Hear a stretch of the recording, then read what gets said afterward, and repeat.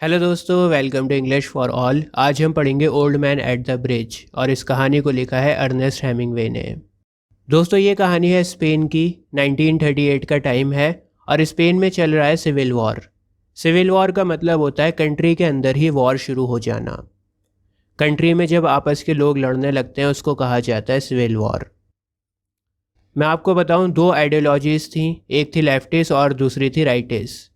इन दोनों के बीच में लड़ाई हो रही थी। लेफ्टिस्ट राइटिस्ट को मार रहे थे और राइटिस्ट लेफ्टिस्ट को मार रहे थे।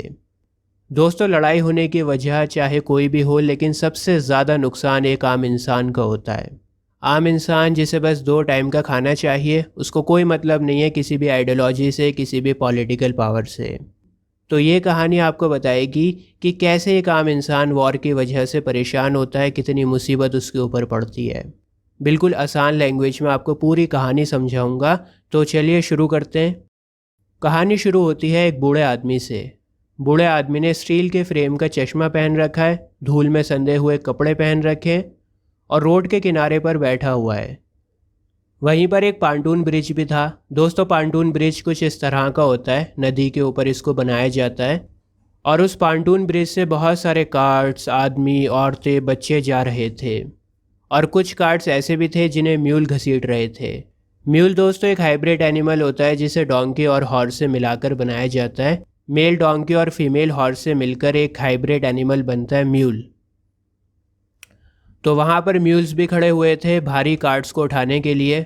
वहाँ पर सोल्जर्स भी हैं जो उन कार्ट्स की मदद कर रहे हैं, लोगों की मदद कर रहे हैं। मज़दूर किसान भी हैं जो बड़ी मुश्किल से अपने जिस्म को घसीटते हुए आगे बढ़ रहे हैं।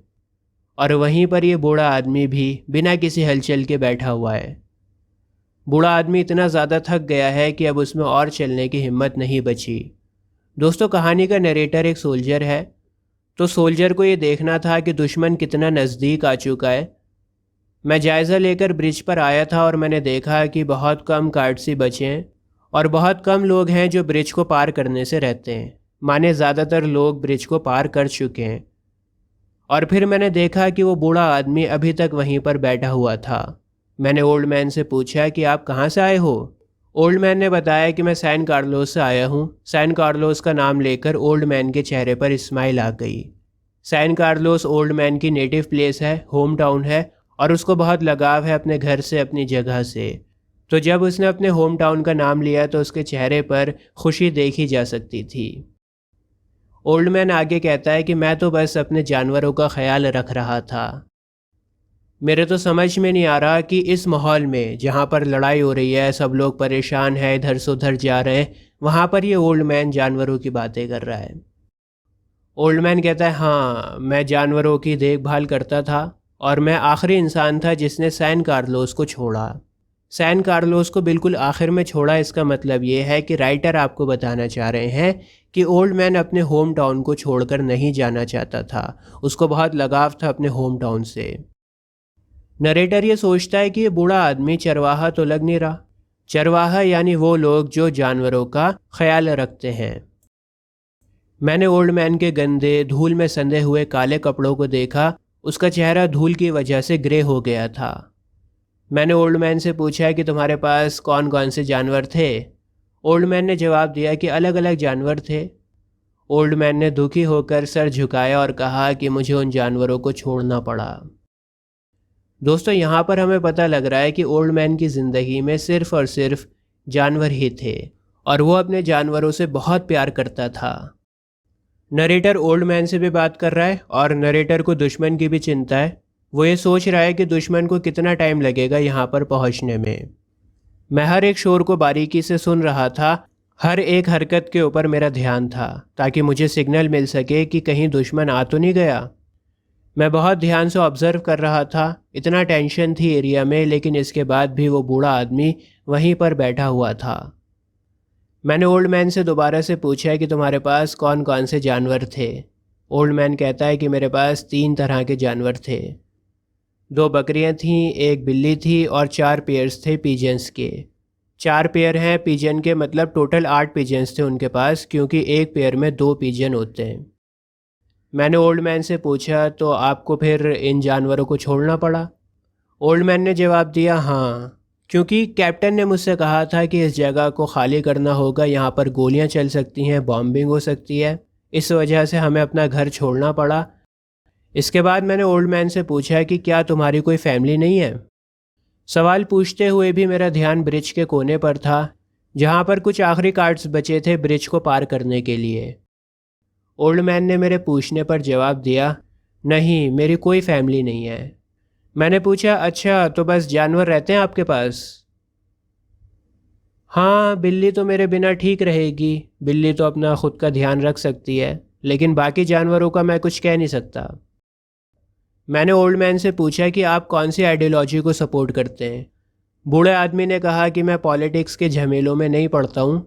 मेरी उम्र 76 ईयर्स है, मैं यहाँ पर 12 किलोमीटर चल कर आया हूँ और अब मेरे अंदर इतनी हिम्मत नहीं है कि मैं इससे आगे चल सकूँ। मैंने बूढ़े आदमी से कहा कि ये जगह रुकने के लिए सही नहीं है। अगर आप थोड़ी सी हिम्मत कर लो, थोड़ा सा आगे और चल लो, तो आगे जहाँ पर ये रोड टॉर्टोसा के लिए कट रहा है, वहाँ पर ट्रक्स खड़े हुए हैं। टॉर्टोसा स्पेन में एक सिटी का नाम है। तो नरेटर कहता है कि जहाँ पर ये रोड कट रहा है टॉर्टोसा के लिए, वहाँ पर ट्रक्स खड़े हुए हैं, बस वहीं तक चलने की आपको हिम्मत करनी है। ओल्ड मैन कहता है कि मैं अभी थोड़ी देर और इंतज़ार करूँगा, उसके बाद जाऊँगा। वैसे वो ट्रक्स जा कहाँ पे रहे? मैंने बताया कि वो ट्रक्स बार्सिलोना नाम की जगह पर जा रहे हैं। ओल्ड मैन ने कहा कि मैं तो वहाँ पर किसी को भी नहीं जानता हूँ, पर बहुत शुक्रिया आपका, बहुत शुक्रिया। ओल्ड मैन ने मेरी तरफ बिना किसी एक्सप्रेशन के ब्लैंकली देखा। उनका चेहरा थका हुआ था। देखो, कई बार क्या होता है कि आप अपनी परेशानी शेयर कर देते हो, इवन कोई आपसे पूछता नहीं है, फिर भी आप अपनी परेशानी बता देते हो। ख़ास तौर से ओल्ड एज में बहुत दिक्कत होती है। जो बूढ़े लोग होते हैं उन्हें काफ़ी ज़रूरत होती है अपनी बातों को शेयर करने की। तो नरेटर ने कुछ नहीं पूछा था ओल्ड मैन से। इसके बाद भी ओल्ड मैन ने अपनी परेशानी बताई और उन्होंने कहा कि मेरी बिल्ली सही सलामत होगी, मुझे यकीन है कि मेरी बिल्ली सही सलामत होगी। बिल्ली के बारे में तो मुझे चिंता करने की ज़रूरत नहीं है, लेकिन बाकी जानवरों का क्या होगा? ओल्ड मैन ने मुझसे पूछा कि आप बताओ, आपको क्या लगता है बाकी जानवरों का क्या होगा? मैंने कहा कि बाकी जानवर भी ठीक ही रहेंगे शायद। ओल्ड मैन ने पूछा, क्या वाकई में आपको ऐसा लगता है? मैंने कहा, हाँ हाँ, क्यों नहीं, बाकी जानवर भी ठीक ही रहेंगे शायद। और ऐसा कहते हुए मैं ब्रिज के किनारे को देख रहा था। अब ब्रिज के ऊपर कोई भी कार्ट नहीं था, कोई भी लोग नहीं थे वहाँ पर, सभी लोग जा चुके थे। बूढ़े आदमी ने मुझसे पूछा कि जब गोलियाँ चलेंगी, बॉम्बिंग होगी, तब मेरे जानवर क्या करेंगे? गोलियों और बॉम्बिंग की वजह से ही तो मुझे उस एरिया से निकाला गया है। तो जब गोलियां चलेंगी तब क्या होगा? तब मेरे जानवर क्या करेंगे, अपना ख्याल कैसे रखेंगे? मैंने ओल्ड मैन से पूछा कि क्या तुमने अपने कबूतरों के पिंजरे को खोल दिया था? ओल्ड मैन ने कहा कि हाँ, पिंजरा तो मैंने खोल दिया था। यह सुनकर मैंने कहा, तो बस कबूतर उड़ जाएंगे और क्या? हाँ, कबूतर तो उड़ जाएंगे, पर बाकी जानवरों का क्या? बेहतर है कि मैं बाकी जानवरों के बारे में नहीं सोचूं। मैंने ज़ोर देते हुए बूढ़े आदमी से कहा कि अगर आपका आराम पूरा हो गया है तो खड़े होइए और चलने की कोशिश कीजिए। बूढ़े आदमी ने मुझे शुक्रिया कहा और फिर खड़ा होकर चलने की कोशिश की तो सही, पर चल नहीं पाया। ओल्ड मैन वहीं पर दोबारा से धूल में बैठ गया। दोस्तों, बूढ़े आदमी की ज़िंदगी में अब कोई भी होप नहीं है। वो तो बस अपने जानवरों के लिए जी रहा था। ओल्ड मैन कहता है कि मैं तो अपने जानवरों का ख्याल रख रहा था, अब वो जानवर मेरे पास में नहीं है। दोबारा से निराश होकर कहता है कि मैं तो बस अपने जानवरों का ख्याल रख रहा था। नरेटर भी अब थक गया है। वो सोचता है कि यार, अब इस बूढ़े आदमी का क्या करूं? मैंने इसे रास्ता पार करवाना चाहा, इसको रास्ता बताया, इसकी हिम्मत बढ़ाई, अब मैं और क्या करूं? ये बूढ़ा आदमी सारे होप खो चुका है। और वैसे भी वो दिन ईस्टर संडे का था। ईस्टर संडे एक बहुत इम्पॉर्टेंट दिन होता है क्रिश्चियन रिलीजन में। और फासिस भी इब्रो जगह की ओर बढ़ रहे थे। माने दुश्मन भी अब नज़दीक आता जा रहा था। उस दिन आसमान में घने बादल भी थे और ख़राब मौसम होने की वजह से ही दुश्मन के हवाई जहाज़ आसमान में नहीं उड़ सके। बूढ़े आदमी का अब बस यही होप था, यही गुड लक था कि उसकी बिल्ली सही सलामत होगी, उसकी बिल्ली ने अपना ख्याल रख लिया होगा। और इसी के साथ हमारी कहानी ख़त्म हो जाती है। हमारी वीडियो अपने सभी दोस्तों के साथ में शेयर करें। पढ़ेगा भारत तभी तो बढ़ेगा भारत। और अभी आपके स्क्रीन के ऊपर एक प्लेलिस्ट आ रही है, इस प्लेलिस्ट पर क्लिक करके आपको आईसीएसई इंग्लिश के सारे चैप्टर्स मिल जाएंगे फ्री ऑफ कॉस्ट। बिल्कुल आसान लैंग्वेज में आपको सारे चैप्टर्स पढ़ाए हैं। आज के लिए बस इतना ही। जय हिंद।